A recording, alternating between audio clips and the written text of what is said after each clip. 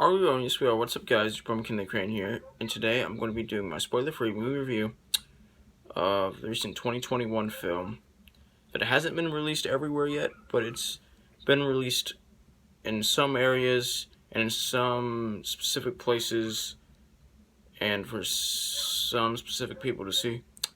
And that movie is Fast and Furious 9, aka F9.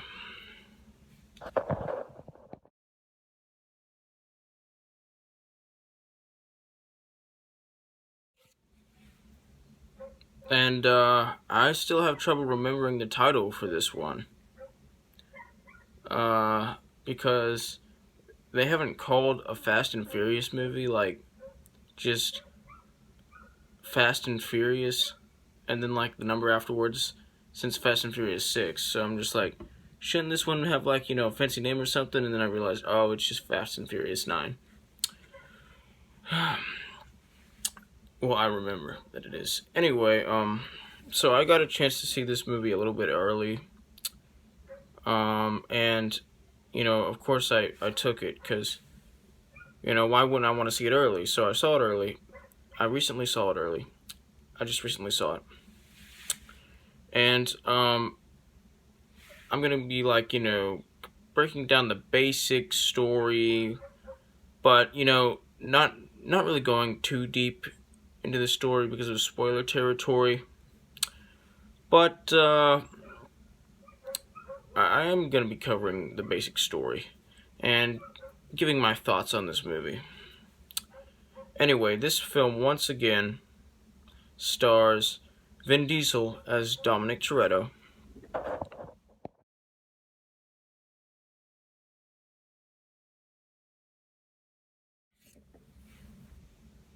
who is,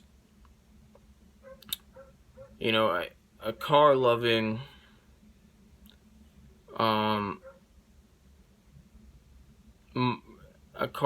like, family man. I don't know how else to describe him. He's very three-dimensional.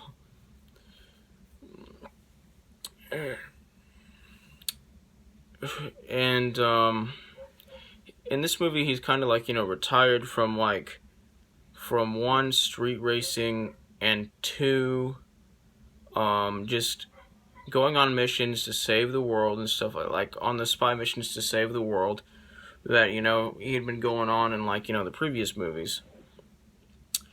And then basically, he finds out that he has a chance to catch Cypher, who basically, let's just say, did something really bad to someone he loved, and that he also has a chance to save the world from a terrorist threat, with the other Fast and Furious characters, because that's what they do. It's basically, it's kind of like what I've noticed from these most recent Fast and Furious films is that these characters are saving the world for not quite free, but almost, for almost nothing in return. It's in the past, it's been oh, you have a criminal record, so we'll wipe it if you save the world. But now it's well, I was already going to save the world, but I have this other motivation that's going to make me want to save the world even more. It's it's quite a change, but it's not a bad change. I mean, I don't have a problem with it at all, but it's just something I've noticed. There's nothing wrong with it. I mean, these characters are developing over time. I'm just pointing out a change. For those of you who are wondering if there is one, if there is one in the series or whatever. Yeah. And at first he declines, of course, and then, yeah, we're back on the story now. At first Dom declines, and then Um, he kind of comes to his senses, and then goes on the mission with his friends and stuff.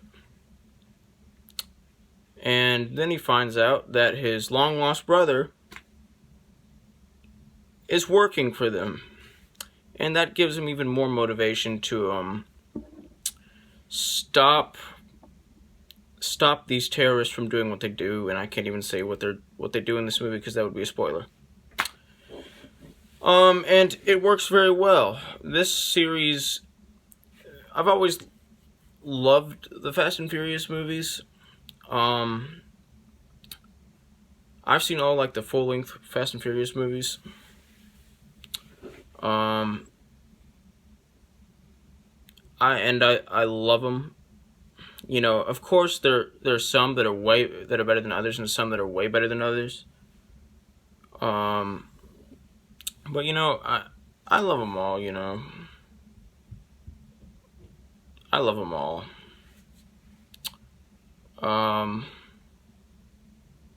One I barely love, but I still love it even though I barely love it. It's barely not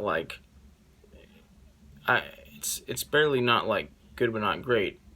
But it is great, but barely great. But I still love that film. And so I was very excited to see this film when it was first announced. And it didn't disappoint. It was actually a little bit better than I expected it to be. I expected this movie to not be as good as the franchise was at its best. Meaning perfect. I expected it to be on the level of the Fate of the Furious. I mean, I loved the Fate of the Furious, but that was not a perfect movie. That was no masterpiece. But I really didn't know what I was expecting from this one exactly. I didn't expect it to be as good as Furious 7, and it wasn't. But it was almost as good as Furious 7. I mean, I expected this one to be great, but I didn't know how excited I was for this movie. I mean, I knew that I was very excited, but I couldn't pinpoint my level of excitement for this movie, if that makes sense. But anyway, this movie blew me away. It was perfect. This series is still going strong after 10 full-length movies and 2 short films. Oh yeah, speaking of which, the Fast and Furious spin-off Hobbs and Shaw was also perfect. But, that I still didn't know exactly, like I said, where to pinpoint my excitement for Fast and Furious 9. Anyway, but I knew I was excited, and the movie didn't disappoint. It was perfect. It was incredibly fun to watch, like the other ones. It was hilarious. This is a comedy action film. The humor in this movie is just still going strong. Especially from the comedic effects. Not effects. What's wrong with me? No, yeah, this is the phrase I'm looking for. Comic reliefs, especially from the comic reliefs of the movie. They're just hilarious, and they've always been some of my favorite Fast and Furious characters, and they're still going strong, and so is every character in this movie. Speaking of characters, there are 2 quick, brief cameos of certain people that I can't, and of certain characters that kind of worth, getting a lot of excitement about. I don't know how to say this. I don't know how to describe this. Anyway, But I'm just gonna say that there are two brief cameos of important people in this movie. That's all I'm just gonna say. But they're very brief cameos. One, like, one of the cameos, like, you probably won't recognize, only if you've lived under a rock for, like, your whole life, because everybody knows who this person is. And the other, like, if you've been like a long time fan of the franchise or just a fan of the franchise, you'll probably recognize this person. Anyway, that's all I can say. This movie has great action scenes and great stunts and great special effects, and they're all incredibly fun to watch. My favorite one was the one near the beginning of the movie, but they're all perfect. Just that one was my favorite. And, this movie has great character chemistry, and, it really dives deep into the character and backstory, well, deeper into the character and backstory of Dominic Toretto, who is now the main protagonist of this franchise. And I love this movie. Like, there's some people who have seen this movie who don't like it because they're saying it's like too unrealistic and over the top. And let me just say to those people, where have you been? Like, I get that, like, this movie is like totally different from the original movie. Like the tone of, like, the Fast and Furious franchise has taken a great shift over, like, the how long has it been? Like, I don't know, like 18 years? Like, how old is this franchise? I can't remember when the first one came out. I don't know. It was like early 2000s. I don't know.